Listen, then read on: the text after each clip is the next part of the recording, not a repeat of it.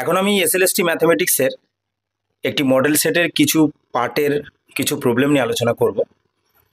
এই মডেল সেটের প্রথম যে প্রবলেম সেটা 42 নম্বরের।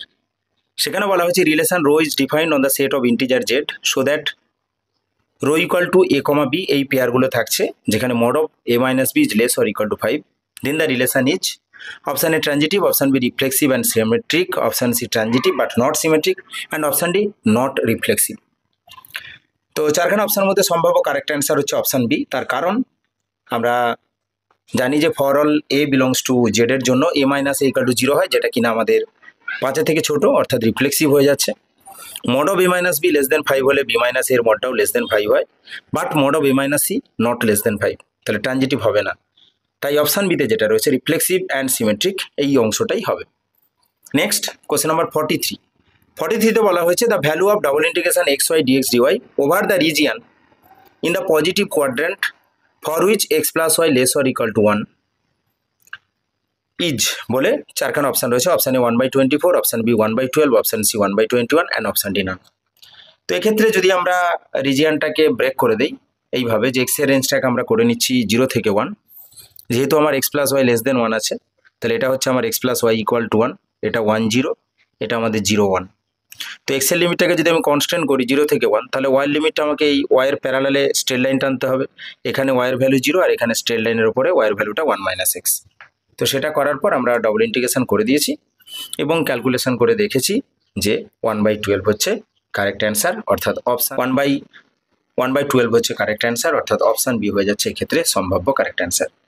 Next question number 44, if A N equal two minus 1/n একটা ইন্টারভ্যাল দেওয়া রয়েছে।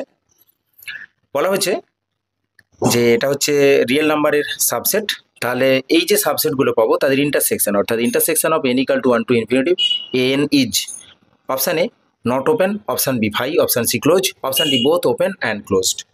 তো এখানে এ এন যেহেতু রয়েছে আমার মাইনাস 1/n, 1/n, তো আমি যদি প্লট করি এনের ভ্যালু 1 হলে পারে -1 থেকে 1, এনের ভ্যালু 2 হলে পারে -1/2 থেকে 1/2। তো এইভাবে কমতে কমতে কমতে কমতে আমরা একেবারে ইন্টারসেকশন পার্টে শুধু 0কে পাবো।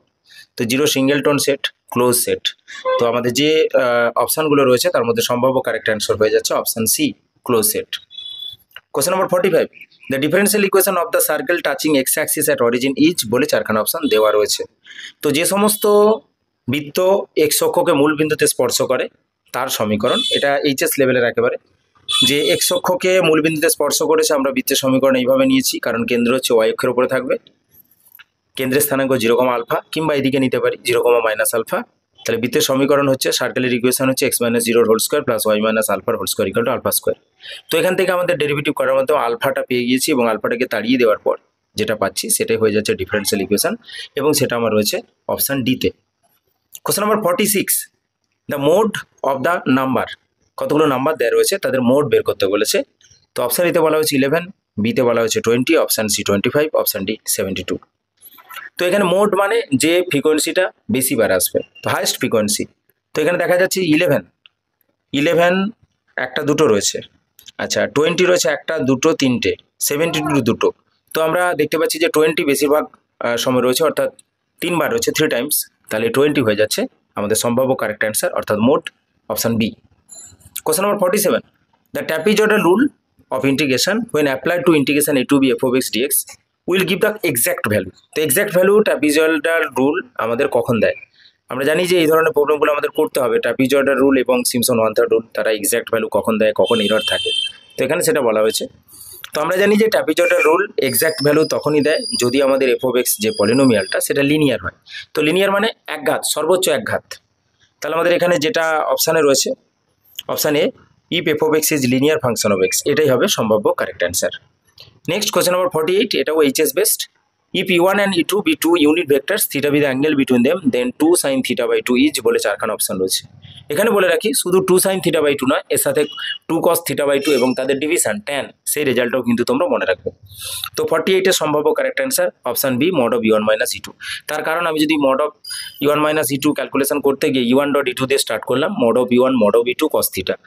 এখন যেহেতু এরা ইউনিট ভেক্টর, তাহলে mod of E1 mod of E2 1, তাহলে পেলাম শুধু cos θ, 1 মাইনাস cos θ ক্যালকুলেট করলাম, 2 sin স্কোয়ার θ/2 থেকে আমরা 2 sin θ/2 পেলাম মড অফ E1 - E2।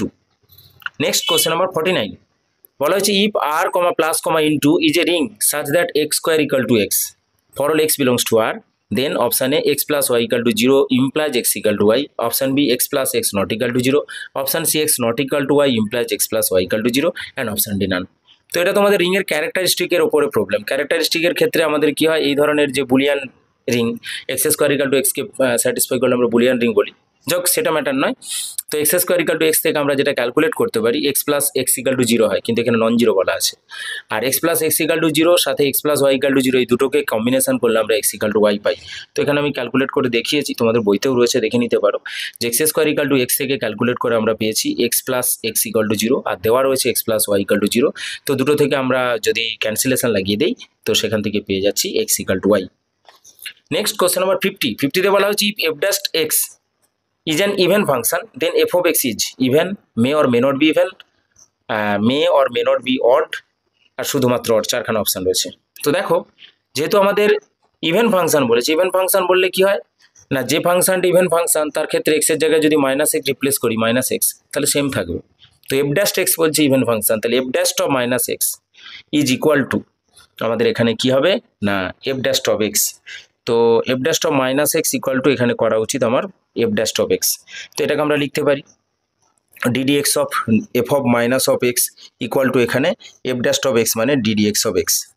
তো জাস্ট আমরা যদি ক্যালকুলেট করি এখান থেকে আমরা কি পাবো না মাইনাস অফ ডি অফ আছে, তো ইন্টিগ্রেট করে নিচ্ছি। তো minus of F of minus x integrate করার পর একটা মাইনাস পাবো, আর এদিকে অলরেডি আমাদের যেটা পেয়ে যাচ্ছি F of x plus constant. তো এক্ষেত্রে বলে রাখি এটা সম্ভবত একটা ভুল কোশ্চেন, এখানে যদি আমাদের এফ অফ এক্স ইভেন বা অড বলা থাকতো সেক্ষেত্রে এফ ড্যাশ এক্সটা ইভেন না অড, সেটাই আমাদের অ্যাকচুয়াল কোশ্চেন হওয়া উচিত। তো এক্ষেত্রে কি আসবে তোমরা একটু দেখে নিও এবং কমেন্ট করে জানিও যে এই কোশ্চেনটাকে আমরা কিভাবে সেট আপ করলে একটা সুন্দর ভ্যালিড কোশ্চেন হিসাবে আমরা পেতে পারি। তো এখন এই কয়েকটা প্রবলেম এবং সলিউশনে আলোচনা করলাম, পরবর্তী সময়ে আবার ওই ধরনের মডেল সেট নিয়ে আলোচনা করব। ওকে, থ্যাঙ্কস ফর ওয়াচিং।